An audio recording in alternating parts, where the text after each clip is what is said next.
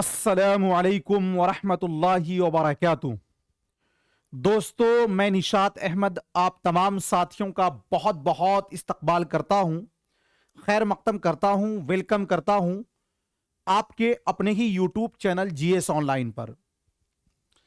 अभी जो पोस्टर आप देख रहे हैं, बहुत सारे लोगों को इसके बारे में जानकारी नहीं भी होगी, लेकिन जो इसके कैंडिडेट हैं उनको जानकारी होगी। ये क्या है?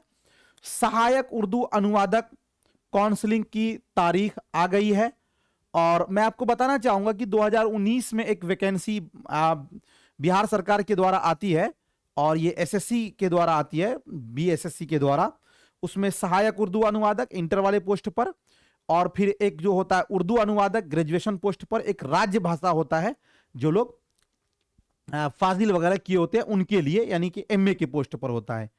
तो उसका जो है एग्जाम हुआ एक बार, फिर बहुत 2021 में एग्जाम हुआ था, और बहुत दिनों से उर्दू अनुवादक वाले की बहाली हो चुकी है और राजभाषा की बहाली हो चुकी है। सहायक उर्दू अनुवादक की बहाली नहीं हो पाई थी, तो इसका जो है ना काउंसलिंग का डेट आ गया। अब इसमें हो सकता है कि बहुत सारे लोग ऐसे होंगे जिनको पता नहीं होगा, तो पहले हम काउंसलिंग का देखते हैं कि कैसे कैसे क्या क्या करना है, कौन सी सावधानी आपको बरतनी है और किस तारीख को आपको जाना है।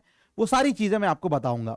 मैं आपको बता दूं कि जो पीडीएफ अभी मैं आपको बताऊंगा, उस पीडीएफ को आप बीपीएससी के साइट पर भी बीपीएससी नहीं, बीएसएससी के साइट पर भी डाउनलोड कर सकते हैं।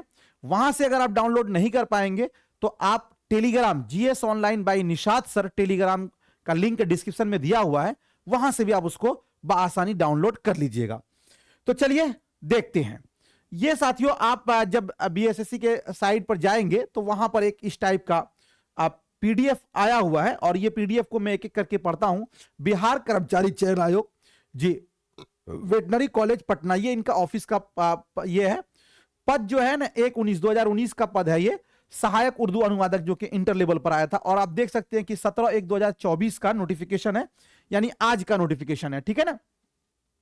कहा जा रहा है कि आयोग के आवश्यक सूचना ज्ञापन संख्या 2613 और दिनांक 14/7/2022 के आलोक में विज्ञापन संख्या 1/19 पद सहायक उर्दू अनुवादक से संबंधित 1374 अभ्यर्थियों के दिनांक 26/7/2022 से 6/8/2022 तक पर जे संपन्न प्रमाण पत्रों की समीक्षा के उपरांत यह पाया गया कि अभ्यर्थियों की अधिक संख्या में अनुपस्थिति इत्यादि के कारण कुछ विज्ञापति पद रिक्त रह जा रहे हैं। अतएव सभी विज्ञप्ति पदों को आरक्षण कोटिवार भरने के उद्देश्य से मेघानुसार अतिरिक्त अभ्यर्थियों को प्रमाण पत्रों की समीक्षा के लिए आमंत्रित किया जाता है। मतलब कुछ सीट जो है ना खाली बच गया था, यानी सेकेंड लिस्ट है, ये पहला लिस्ट, एक लिस्ट आ चुका, और अभी मैं कहना ये चाहूंगा कि उसकी बहाली अभी नहीं हुई है। इसका मतलब है कि सेकेंड लिस्ट अब बहाली की प्रक्रिया ये चालू हो गई है कि आमंत्रित किया जाता है, यानी ये सेकेंड लिस्ट है। प्रमाण पत्रों की समीक्षा दिनांक 29/1/2024, 30/1/2024, यानी 29-30 जनवरी को आपका होना है। आयोग कार्यालय में आयोजित की जाएगी। आयोग कार्यालय कहां है? तो साथियों पटना में है। समीक्षा से संबंधित विस्तृत कार्यक्रम तिथिवार एवं जी क्या कहते हैं पालीवार संलग्न है, मतलब नीचे अब उसका दिया हुआ है। अब देखिए इसमें क्या क्या बातें कही जा रही है। प्रमाण पत्रों की समीक्षा हेतु अभ्यर्थियों को औपबंधिक यानी प्रोफेशनल रूप से आमंत्रित किया जा रहा है, यानी एक ये औपबंधिक होगा, फाइनल लेटर अभी आपको नहीं मिलेगा, जिसमें उनके द्वारा ऑनलाइन फॉर्म में जन्मतिथि, लिंग, श्रेणी, शैक्षणिक योग्यता इत्यादि से संबंधित प्रविष्टियों का मूल प्रमाण पत्रों के साथ मिलान किया जाएगा। अभ्यर्थी सुनिश्चित हो लें कि वे विज्ञापन के शर्तों के आलोक में निर्धारित शैक्षणिक योग्यता धारण करते हों। इसमें सबसे मेन बात जो था, वो जिसकी वजह से बहुत सारे लोग छट जाते हैं, वो ये है कि आपका क्रीमी लेयर सर्टिफिकेट 2019 का बना होना चाहिए, वो इसके अंदर है। प्रमाण पत्रों की समीक्षा में आमंत्रित अभ्यर्थियों का सर्वप्रथम बायोमेट्रिक मिलान प्रारंभिक एवं मुख्य परीक्षा में लिए गए बायोमेट्रिक डाटा से किया जाएगा, यानी आपका पहले थंब पे लिया जाएगा। उक्त मिलान में सही पाए जाने के उपरांत ही अभ्यर्थियों के प्रमाण पत्रों की समीक्षा की जाएगी। मतलब अगर आपका सही मिल गया तो तभी आपके जांच की जाएगी। बायोमेट्रिक मिलान में किसी भी तरह की विसंगति पाए जाने पर संबंधित अभ्यर्थियों के विरुद्ध विधि सम्मत यथोचित कार्रवाई करने के लिए आयोग स्वतंत्र होगा। मतलब अगर जिसका नहीं पाया जाएगा तो उसके खिलाफ कार्रवाई भी की जाएगी। आयोग द्वारा निर्धारित विविध पत्र 1 एवं पत्र साथियों ये जो आपका बी, ये दोनों पत्र में भी आपको दिखाऊंगा कि क्या है ये जी।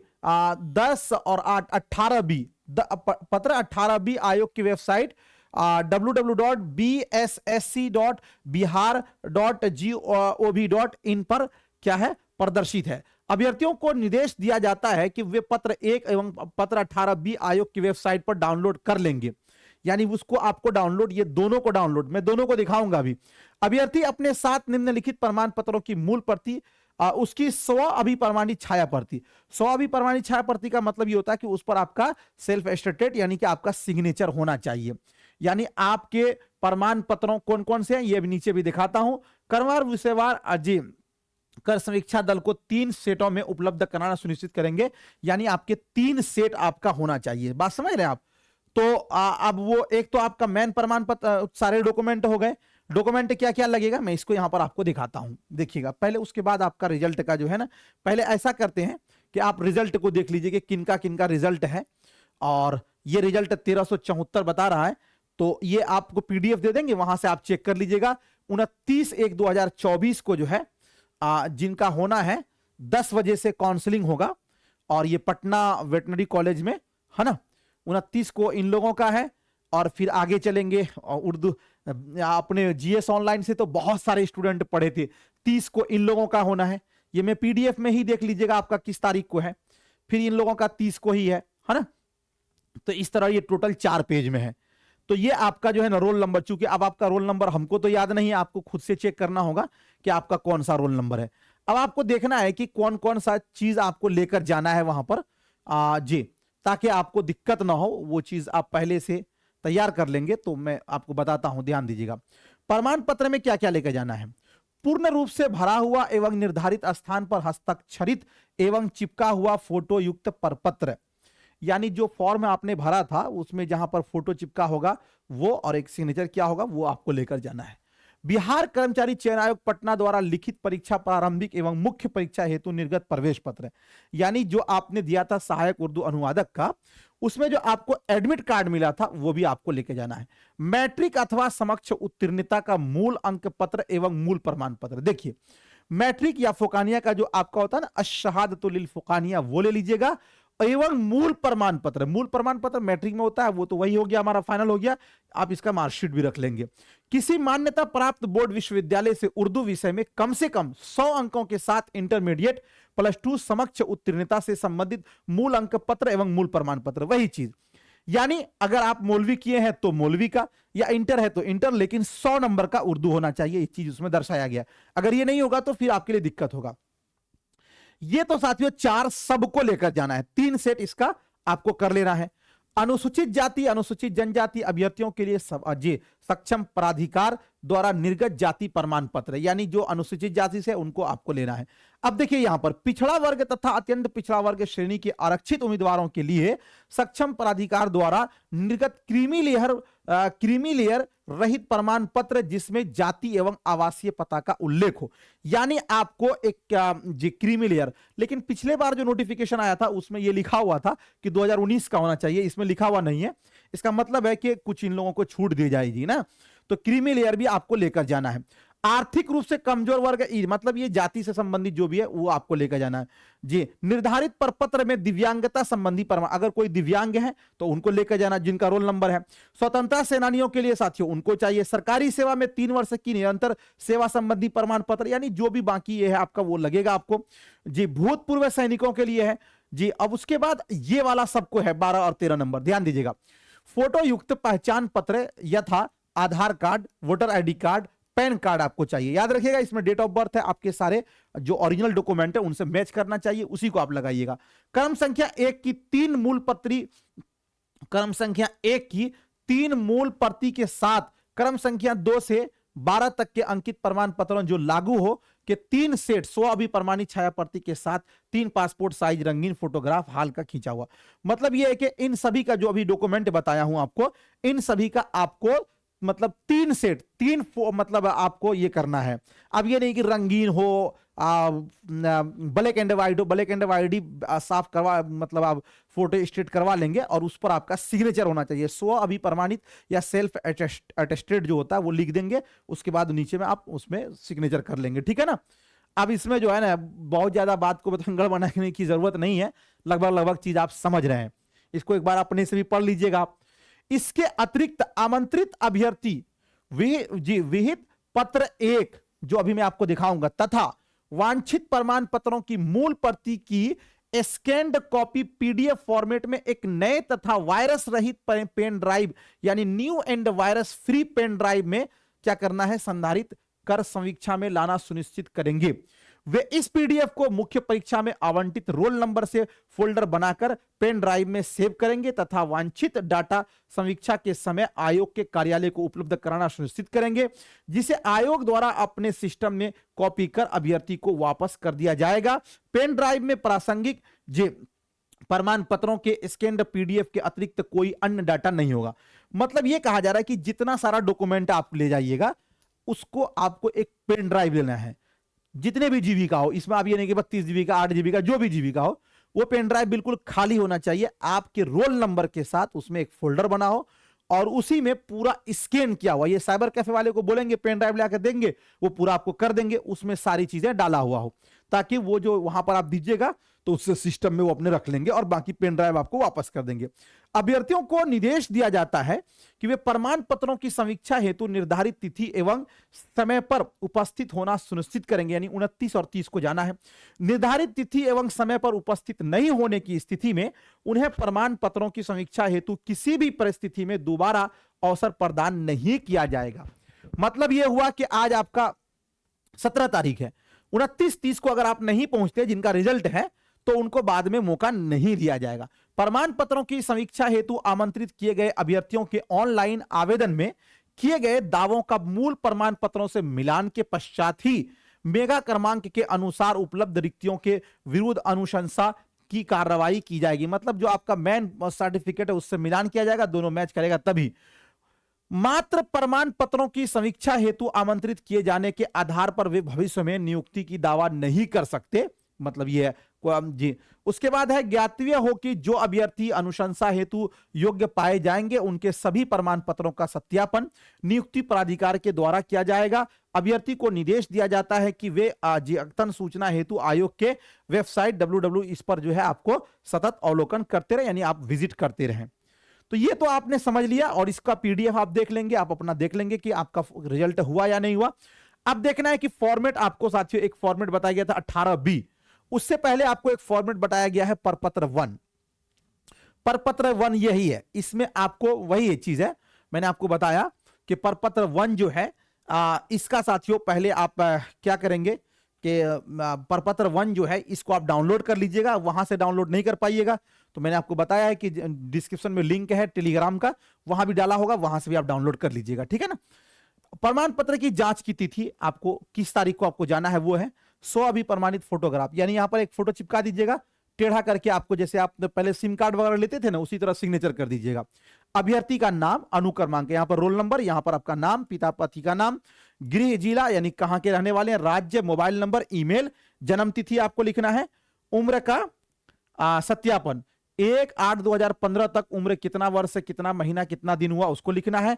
क्या आप बिहार राज्य के अस्थायी निवासी हाँ या नहीं में देना है, मतलब अगर नहीं है तो नहीं लिखना, हाँ है तो हाँ लिखना है। सरकारी सेवक आप हैं तो लिखिए हाँ, नहीं है तो ठीक है। भूतपूर्व सैनिक ये, और समक्ष प्राधिकार द्वारा निर्गत अस्थायी आवास यानी परमानेंट रेसिडेंट प्रमाण पत्र आपके पास है तो अगर है तो लिखिएगा यस, नहीं है तो नहीं। निर्गत प्रमाण पत्र की संख्या एवं तिथि यानी कब वो प्रमाण पत्र आपको मिला है वो करना है, और निर्गत करने वाले प्राधिकार का पद नाम यानी कहां से आपने, अंचल प्राधिकारी या फिर आपने कहां से कराया है उसको आपको लिखना है, ठीक है ना। कोटि, किस जाति से आते हैं, जाति का नाम, आरक्षण कोटि आपका क्या है, प्रमाण पत्र संख्या एवं यानी उस जाति का जो आपका जाति का ये होता है वो लिखना है। निर्गत करने वाले प्राधिकारी यानी ब्लॉक से अगर आपने कराया तो अंचल अधिकारी होगा। और क्रीमी लेयर रहित प्रमाण पत्र यानी जो क्रीमी लेयर है उसके बारे में आपको करने की तिथि कब हुआ है, निर्गत करने वाले प्राधिकार का आपको यहां पर पद नाम है। आर्थिक रूप से कमजोर वाले के ये है, और ये नहीं कि सब भरेंगे, जो जिसमें होगा उसमें उनको भरना है।